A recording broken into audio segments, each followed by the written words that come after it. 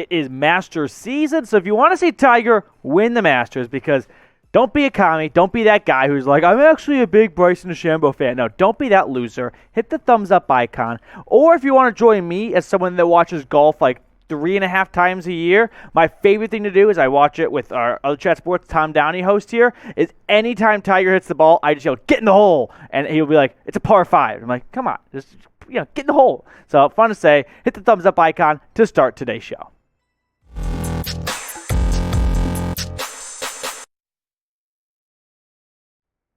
Welcome into the Broncos Breakdown by Chat Sports. I'm your host, Matthew Peterson. We got the latest Broncos news and rumors coming up on today's show. We're going to have a fun show planned out for everyone, so make sure you stay tuned because a lot to get to. A bit of a jam-packed show. Things have been a little light lately, like light dressing. Now we're going with the heavy stuff. So, coming up, are the Broncos zeroing in on a draft target? Well, we're going to look at who they're meeting with and maybe a familiar name to some of you out in the Rocky Mountain region.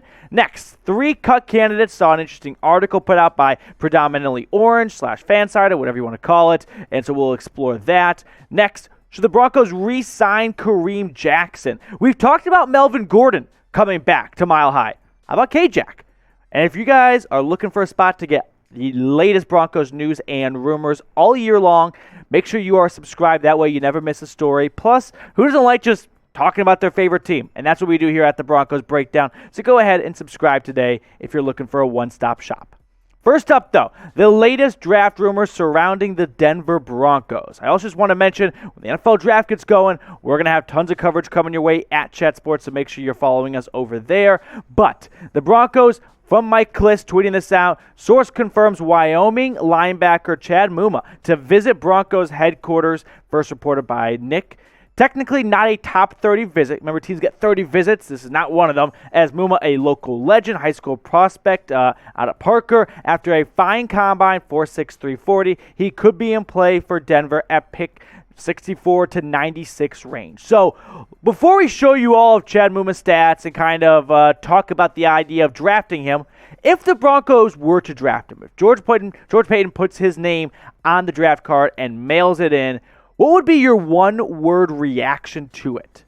Let me know it down below in the comment section. I'll give you mine in just a second, but I always love to see what your one-word reaction is because it's always fun seeing what your thoughts are down below. And plus, that what makes Chat Sports so unique here. We are an interactive YouTube channel. It's not just me, a talking monkey up here. It also gets you guys involved. My one word? Fan-frickin-tastic. I would love the idea of drafting Chad Muma. Now, if you're, you don't like the Pokes because you like Colorado State. I get that, but look past it. Focus on the Broncos and what's best for the team because if you take the numbers he did last season up in Laramie, he did a lot of great things, and that's why he's viewed as a second to third round prospect. 142 tackles, 8 tackles for loss, 1.5 sacks, 3 interceptions, but it's not the numbers I look at. He's got that it factor. You know what I mean? Where if you just look at stats, you're like, oh, 142 tackles, let me put that in my computer. That's like pick 63. No, that's not Chad Muma. This is a guy that commands the defense, right? If you watch any of our Senior Bowl recaps, or if you watch the Senior Bowl back in, was that January, you got that sense that here's a player that's, I now sound like Chris Collinsworth. Here's a guy that's going to be a leader on the field. I like the idea of drafting Chris Collinsworth. I love the idea of drafting Chad Muma a ton.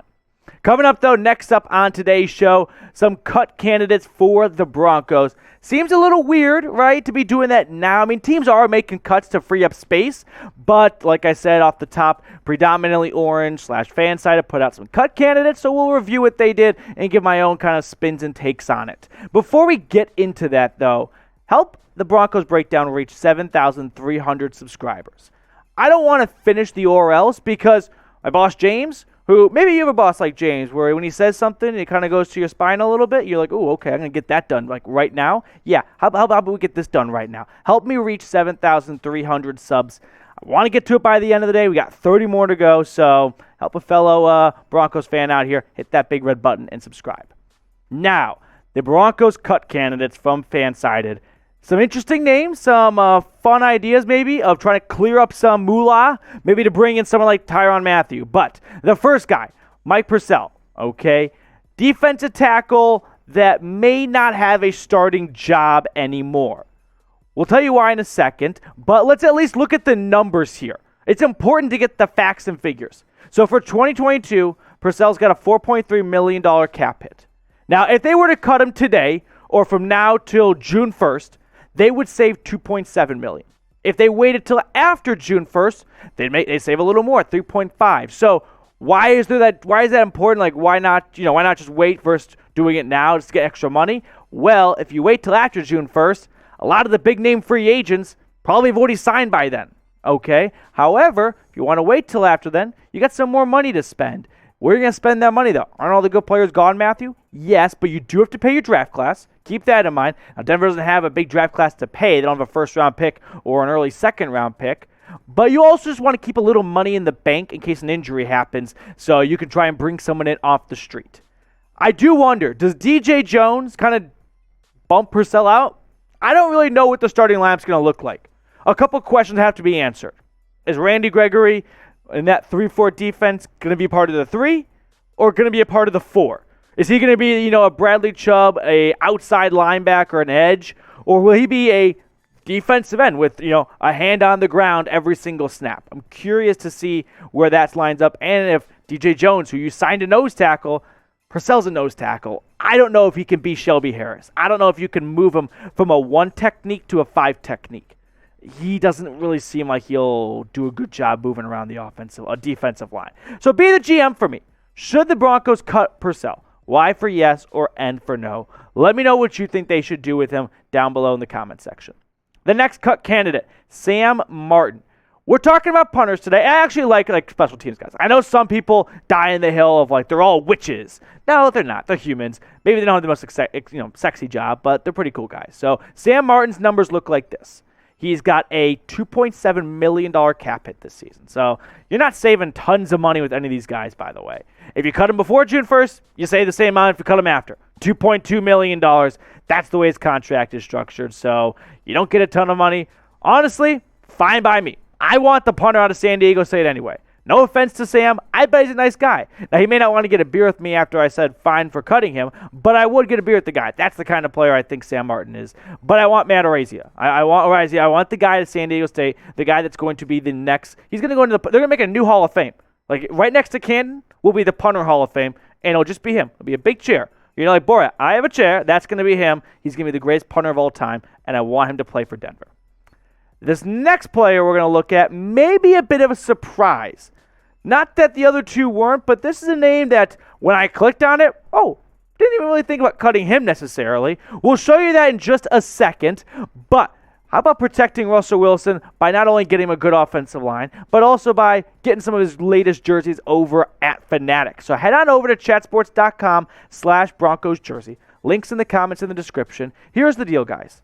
These jerseys, they're selling like hotcakes. They're selling like whatever cliche you want to use, and I can't guarantee that if you wait till August, late July to order one, you'll have one by week 1. I mean, we've seen throughout the last 2 years, supply chains have issues, and things can take a long time to come in. So don't wait on this one. Get yourself a brand new Russell Wilson jersey today. Chatsports.com/Broncos jersey. Got to use that link. Make sure you check it out right there. Third and final cut candidate, Dalton Risner. I know, maybe not like mind-blowing surprising, but still, we're talking about cutting a starting offensive lineman right here.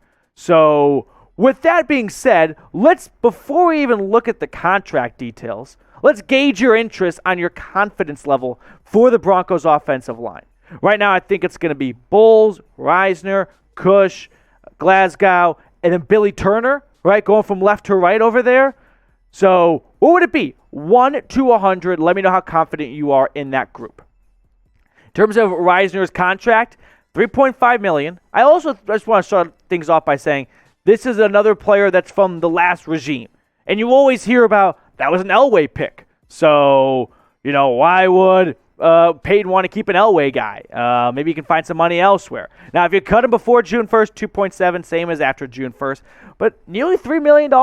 It's a good amount of savings, and you could take $3 million right there and package it with like a Sam Martin cut, and that's about $5 million. That's pretty close maybe to getting enough dough together to get someone like Tyrann Mathieu to Denver. I also think Peyton may be looking at the guy he drafted, Quinn Miners. Okay, Is it time for Belly to start? Like, when he came in last year, because we saw Risner and Glasgow both miss a handful of games at points during the season, I loved what I saw at Miners. Like, I thought he was going to be a great offensive lineman.